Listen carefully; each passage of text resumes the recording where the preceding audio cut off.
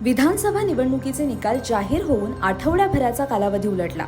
मात्र अजूनही महाराष्ट्रात नव्या सरकारची स्थापना झालेली नाही. त्यामुळे महायुतीचा मुख्यमंत्री कोण होणार, गृह खातं कोणाकडे जाणार यासारख्या अनेक चर्चांना उधाण आलंय. तर दुसरीकडे शिंदेंच्या शिवसेनेकडून एकनाथ शिंदेंना पुन्हा मुख्यमंत्री करा अशी मागणी केली जात होती. भाजप श्रेष्ठींनी मुख्यमंत्रीपदासाठी अडून बसलेले एकनाथ शिंदे यांच्यासमोर दोन पर्याय ठेवलेत. एक म्हणजे उपमुख्यमंत्रीपद स्वीकारून देवेंद्र फडणवीस यांच्या नेतृत्वाखाली काम करा किंवा केंद्रात मंत्रीपद घ्या. मात्र एकनाथ शिंदे यांनी भाजपची ऑफर नाकारली आहे आणि एकनाथ शिंदे यांनी मुख्यमंत्रीपदाच्या शर्यतीतून माघार घेतली आहे. त्यांच्या मुलाला म्हणजेच खासदार श्रीकांत शिंदे यांना उपमुख्यमंत्रीपद द्या अशी मागणी त्यांच्याकडून केली जात असल्याची चर्चा राजकीय वर्तुळात रंगली आहे.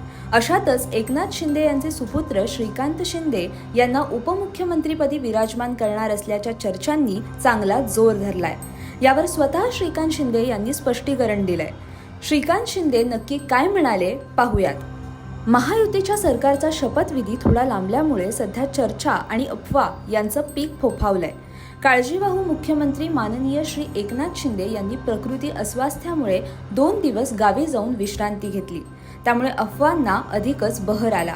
मी उपमुख्यमंत्री होणार अशा बातम्या प्रश्नचिन्ह टाकून गेले 2 दिवस दिल्या जात आहेत. वस्तुतः यात कोणतंही तथ्य नसून माझ्या उपमुख्यमंत्री पदाबाबतच्या सर्व बातम्या निराधार आणि बिनबुडाच्या आहेत.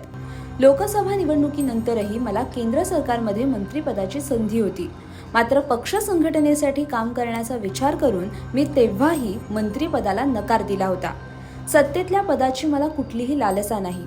राज्यातील सत्तेत कोणत्याही मंत्रिपदाच्या शर्यतीत मी नाही हे पुन्हा एकदा स्पष्ट करतो. माझा लोकसभा मतदारसंघ आणि शिवसेना या पक्षासाठीच मी नेटाने काम करणार आहे.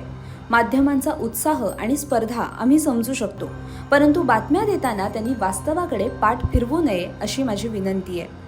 माझ्या संदर्भातल्या चर्चांना आता तरी पूर्णविराम मिळेल अशी माफक अपेक्षा, असं श्रीकांत शिंदे म्हणाले.